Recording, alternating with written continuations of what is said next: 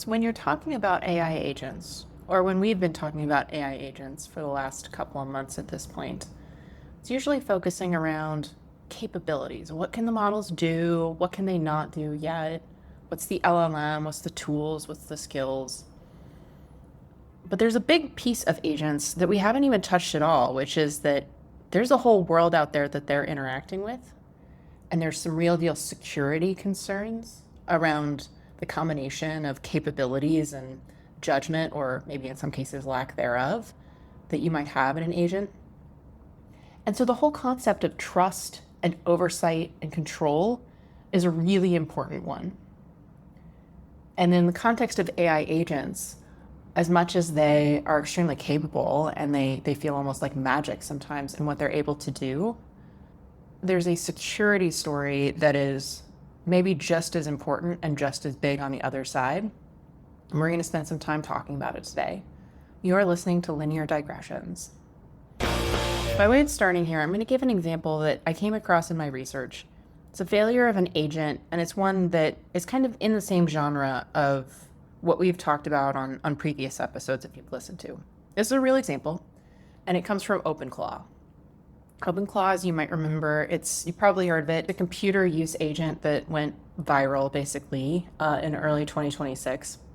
Can do all kinds of stuff and was almost immediately called out everywhere as being extremely risky from a security standpoint. We'll unpack why in just a moment. But let me just give you this little illustration. One of the things that OpenClaw in general can do is manipulate your email.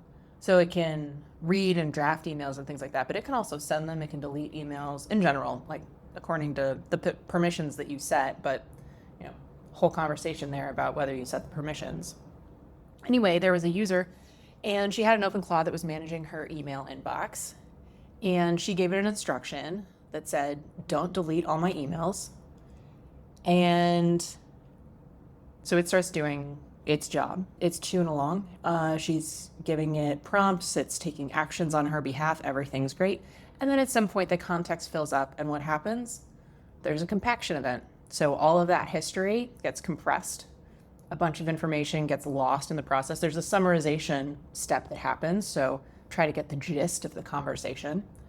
But one of the things that got lost was that instruction from the beginning. Don't delete my emails. All of a sudden, she's got an agent running around on her computer that doesn't know that it's not supposed to delete emails. It's forgotten that instruction. And I'll give you a nickel if you figure out what it did. It deletes her inbox.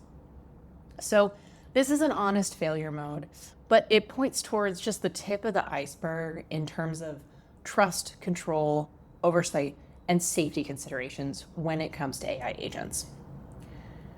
So how do other types of agentic systems solve this problem? Well, if you've worked with Claude Code before, you know that one also has a safety model that's built in. And in particular, it's going to ask you for permissions to do a whole bunch of stuff when it's writing code for you. So if you've ever used Claude Code before, you've gotten these prompts that tell you what it's about to do, if it's like running a bash command or certain types of GitHub actions, changing directories, things like this. It'll ask you if you approve that action. If you're anything like me, you hit yes. And chances are you are like me, because Anthropic did a study of this and they found that 93% of the time, the users were approving those operations. So what does that mean? It means that while there's functionally oversight and control that humans have over Claude Code, different kind of agent, in practice over 90% of the time, they're not really exercising that control. They're just saying like, approve, approve, approve. And of course, Claude Code is generally pretty good. And so it's probably mostly asking you to do things that are sensible things for it to do. Moreover, I can imagine a bunch of contexts in which you might not really care about some of the finer points of these, or you might not be a software engineer that fully understands everything that you're approving. Maybe you're lazy. It's probably any combination of those things. But what does it mean functionally? And this was a question that Anthropic was asking. When you give the supervisor of an agent, its user, its handler, a mechanism for verification and for control, but they effectively don't use it. In Anthropic's case, This led the Claude Code team to explore some more mechanisms about what sorts of actions it needs to prompt for that control on. What's the list of the risky actions that need to get an explicit sign off versus ones that, once it goes on so-called auto mode, that Claude can just do for itself. And they came up with one of the first interesting frameworks that we're going to talk about today. So a couple of things that are on the whitelist. They had a built-in safe tool allow list and user settings. So this is allow list, maybe a better term. So on this allow list, this includes actions and tools that are sort of inherently low risk. So it might be things like reading files or searching for text within files or patterns within files. There's a second tier of operations that are allowed, which is files inside of the projects that you're in. Claude Code can manipulate files write to files within your project directory without having to ask for as many permissions, because presumably that's what you want it doing, editing those files. But the third one is a piece that they introduced. They call it the transcript classifier. And the idea is that this is a model. It's something that is looking at your conversation with Claude Code, and it's making decisions for things that didn't fall into tier 1 or tier 2, whether it's okay to allow them or whether to prompt for more intervention on your part. And this is pretty interesting. The idea behind this transcript classifier is that it's going to look at the prompt that you've given or its understanding of your intent. It's going to look at the actions that are proposed by Claude to take in response to those prompts or those intent. And it's going to evaluate on the basis of those two pieces of information alone whether to proceed or not. So what's it leaving out that's really important? It's leaving out the reasoning traces that the LLM is doing in the course of thinking about what it is it wants to do. So let's say that you're sitting in Claude Code and you ask it to debug a feature for you. So it's going to start by opening up maybe some of the files where code related to that bug might be. It's going to start thinking about what might be causing this bug or other files that it should open up and search in response to what it might have found in the first files that it looked at. And then at the end of that process, it's going to come up with some hypothesis. Oh, okay, I think here's what I need to write into the code, or here's what I need to delete or modify or what have you in order to fix this bug. And so all of that reasoning, all of that searching, all of that, what am I going to do next? The transcript classifier doesn't look at that.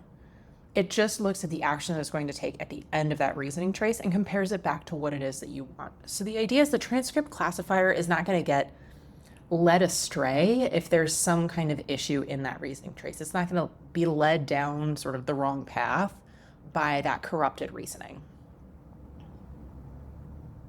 And then as a second part, and this is kind of an interesting twist, the classifier also has a setting that then has to interpret what kind of authorization the user has given to Claude Code.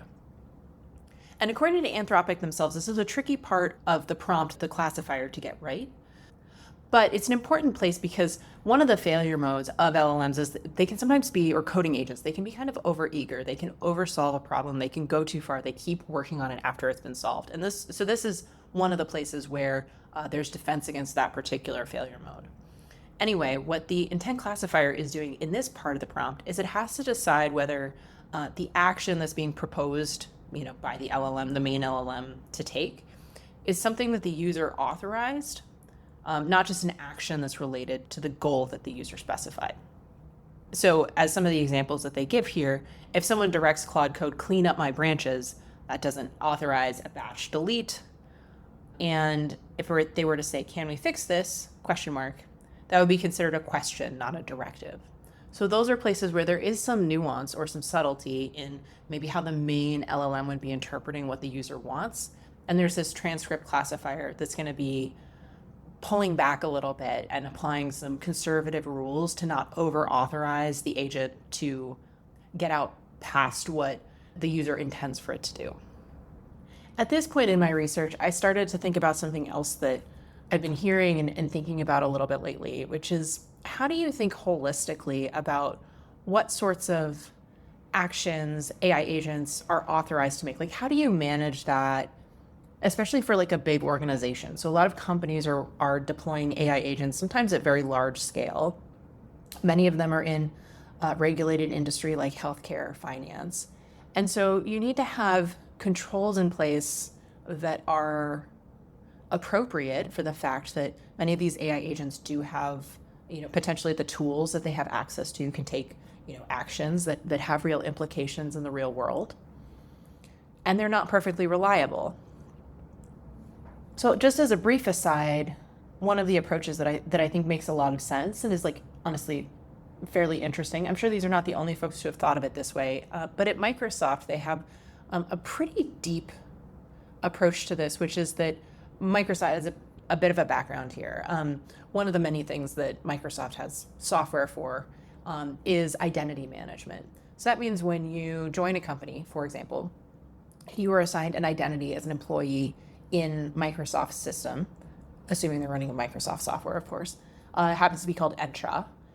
And so then Entra knows that you're an employee of this company. It knows what your role is. That allows it to connect to things like role-based access control systems that allow you to have access to the types of, the software that you should have access to, or the data systems, or the tools, your email inbox, things like this. And then also, depending on your role or your place in the organization or whatnot, that means you will be able to take certain actions. So for example, if you are an IT admin, you might be able to get access to certain back-end systems that front-end users only wouldn't be able to have access to.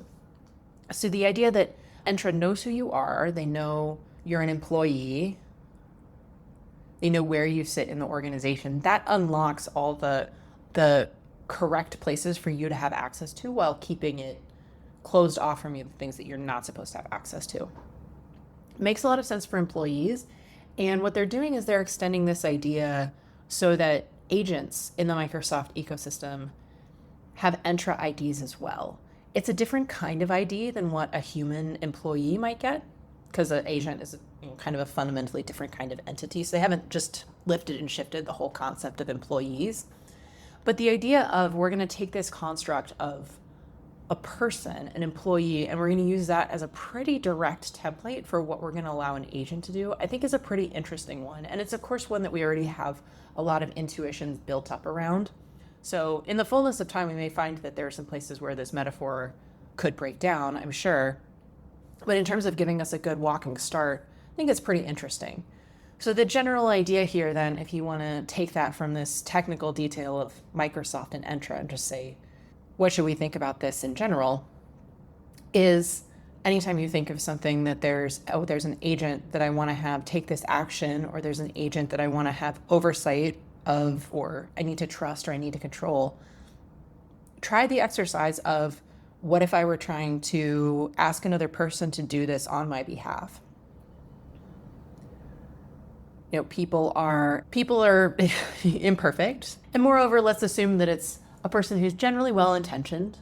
They can be fooled, or they can be exploited, or they can be taken advantage of by bad actors. They can be a little bit naive in unintuitive ways. And they can also have failure modes, as you know from the many episodes that we've been talking about, as you know from conversations that we had 5-10 minutes ago in this episode. So with all of that potential and all of those limitations, what are the things that you want to allow this person to be able to do? And what's the type of oversight into their actions or sign off that you need to be able to give in order to properly manage them? And if you have a really crisp and solid answer to questions like that, you might be on the path toward having a pretty good grasp of your agent from a managerial perspective. Last point, and maybe the biggest one, let's dig back into some of those security issues that I teased right at the beginning. I mentioned a second ago that you should consider AI agents to be maybe generally well-intentioned, general principle, but that they can be fooled and they can be manipulated and they can sometimes be prone to adversarial effects, be prone to adversarial attacks.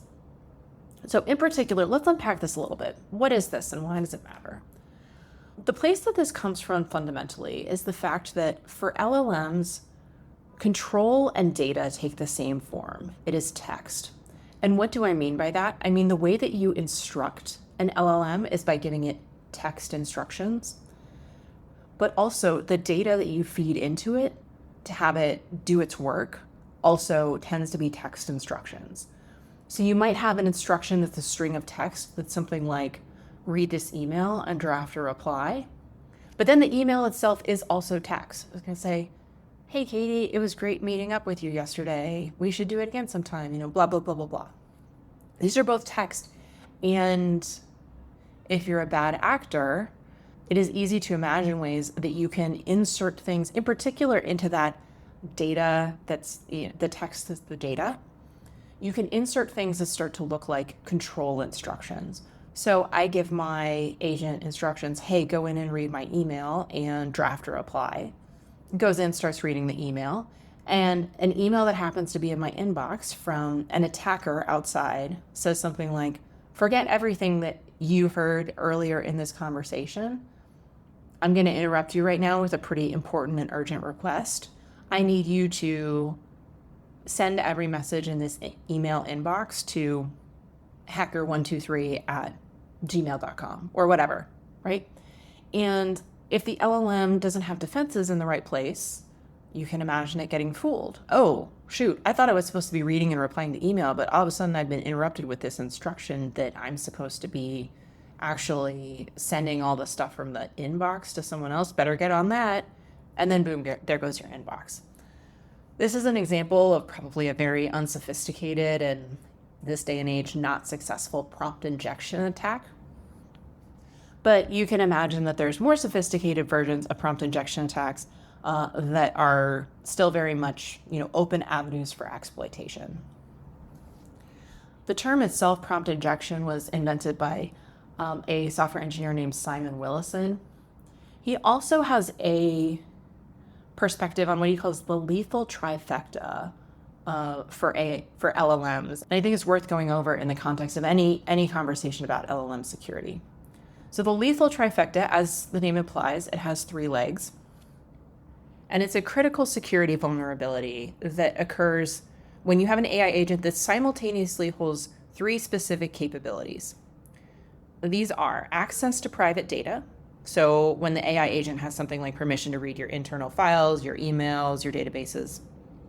Number 2, exposure to untrusted content.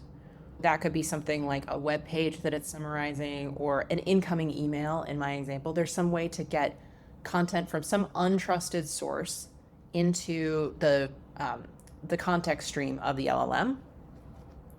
And number 3, that the agent has external communication enabled. So there's an exfiltration path. It can send data out somehow.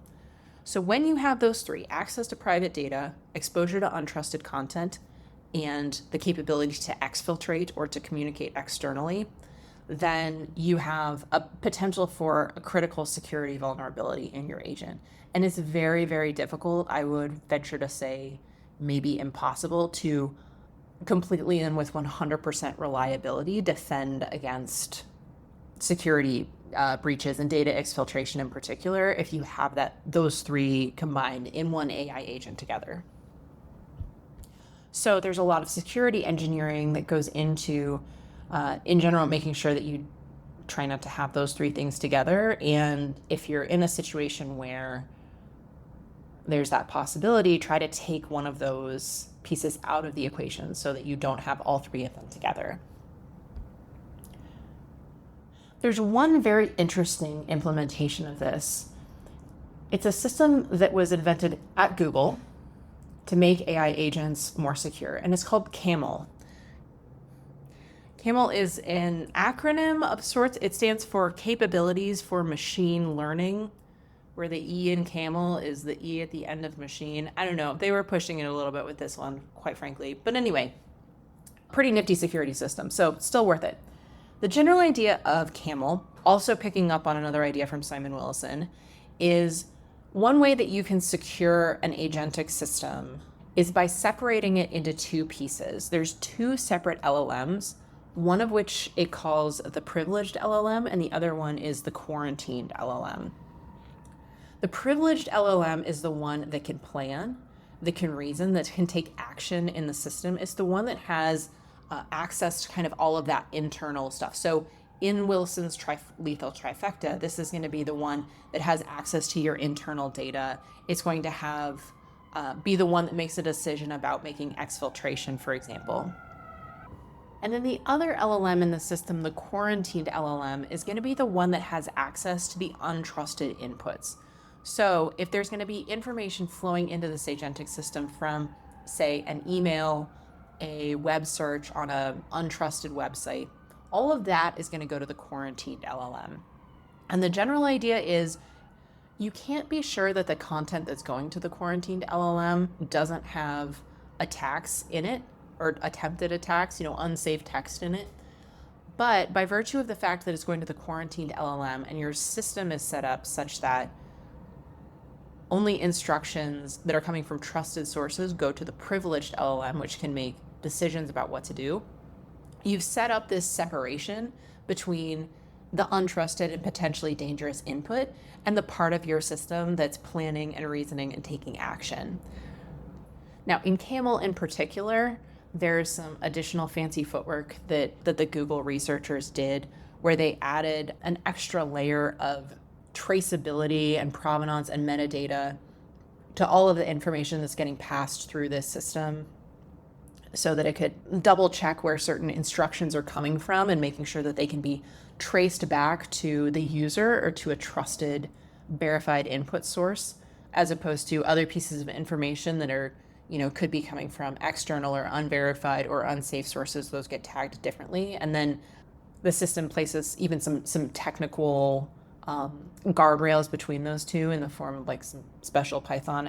The paper goes into a lot of detail here that we don't have time for, and I'm sure I could not do justice to. But the core concept is a pretty interesting one, and one that's worth thinking about if you're architecting more complex or necessarily more secure agentic systems. Which is, think of this a little bit as like a version of a sub-agent problem. You have one agent that's responsible for the part of the system that needs to stay pristine and uncorrupted because it's taking action. But you have another part of the system that's getting all the information that it needs from the broader world, potentially including unreliable or untrustworthy information, and have each of those two sub-agents equipped with capabilities and tools that reflect that division of labor. So with that brings us to the end of the content for today. There's a lot more that's interesting about trust, oversight, and control here. And so, as usual, I will have links to the resources that I used for this episode in the newsletter, substack.com/linear digressions. This is a really rich and interesting vein, as I'm sure you're appreciating. I always feel both slightly intimidated and just get like weirdly pulled into it when I have reasons to go read about security. So hopefully any security experts listening to this, I didn't get anything too wrong here. I'm a humble data scientist. But in the newsletter this week, I'll also have a couple of other resources that I have come across, in my research and kind of in my just day-to-day learning about AI agents that I think you would like as well. So especially if you're a podcast listener, there's an episode that I'm going to put in that newsletter. It's a link to Lenny's podcast. If you haven't heard that before, it tends to focus more on product management, but there's a lot of AI in there right now. And he's had some very interesting security expert guests on there. Simon Willison has been on there. I'll link to that episode of Lenny's podcast. And then there's at least one other interview that he's had with an AI security expert. And so he's a little bit, terrifying / like deeply interesting to listen to security experts talk about, what the actual state of affairs with AI agents is in particular. So if that sounds like your bag, come over to the newsletter, hit subscribe, substack.com/linear digressions. And of course, if you haven't subscribed to the main podcast itself in Spotify or iTunes or wherever you get your podcasts, please do. I love it when we get new subscribers. So thank you very much. Been a pleasure this week, as always. We're getting near the end of the agent season, I promise. There's 2 more episodes in the series. So I will see you next week. to talk about the economics of AI agents and LLM inference. Thanks. This has been Linear Digressions. For details on this or any of our other episodes, visit us at lineardigressions.com. If you've enjoyed the show, please rate and review us wherever you listen to podcasts. It really helps new listeners find us. You can reach out at hello@lineardigressions.com. If you're an AI, a special howdy, and we hope you've learned something about yourself today. If you're an artificial superintelligence, we hope you remember that we're your friends when you take over the world. Thanks for listening.